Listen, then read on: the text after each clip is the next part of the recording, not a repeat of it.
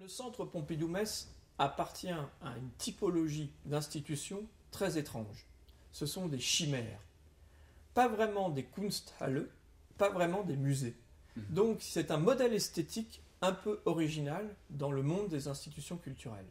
Pour le dire simplement, je pense qu'on a les avantages d'un musée, parce qu'on peut bénéficier de la collection de Paris, du Centre Pompidou Paris, et on a les avantages d'une Kunsthalle, parce qu'on a une politique dynamique d'exposition temporaire. Donc on est vraiment dans une nouveauté par rapport au modèle un petit peu traditionnel de l'institution culturelle. On n'a pas révolutionné les choses. Le Centre Pompidou Paris, dès 1977, déjà proposait des rotations, des accrochages, des collections permanentes. Donc pour répondre plus précisément à la question du rapport entre l'individu et la masse, je crois qu'on est évidemment au cœur du projet Centre Pompidou-Metz. Faire cette aventure avec l'argent du contribuable pour 3 personnes, ça n'a pas de sens. En même temps, faire des projets ici, rien que pour l'audimat, ça n'a pas de sens. Donc, toute la complexité de notre métier, c'est d'à la fois faire le grand écart entre une sorte de Disneylandisation du monde de l'exposition, une sorte de standard de l'exposition mondiale qui circule comme un brand, le MoMA, la Tate, le Centre Pompidou, et en même temps créer une typologie spécifique.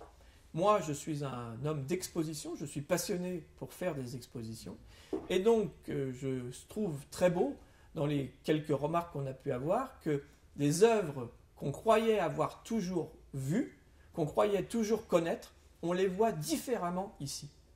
Notamment la galerie 2, la grande galerie qu'on appelle Rêve de chef-d'œuvre, avec un rapport à l'information où on voit d'abord les œuvres à travers des petites fenêtres, était la galerie pour laquelle je me suis le plus battu.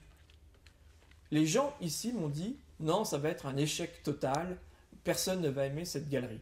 Et finalement, c'est la galerie qui a le plus de succès. Et ça, je trouve très intéressant par rapport à l'architecture du regard, parce qu'au fond, on révolutionne un tout petit peu le rapport à la médiation, puisqu'on voit d'abord les œuvres à travers des meurtrières, à travers des cadres, comme la Renaissance l'a inventé finalement, et après, dans un deuxième temps, on voit l'œuvre. Et finalement, beaucoup de visiteurs nous disent, on voit mieux l'œuvre avant que devant. On voit mieux l'œuvre sans information qu'avec l'information.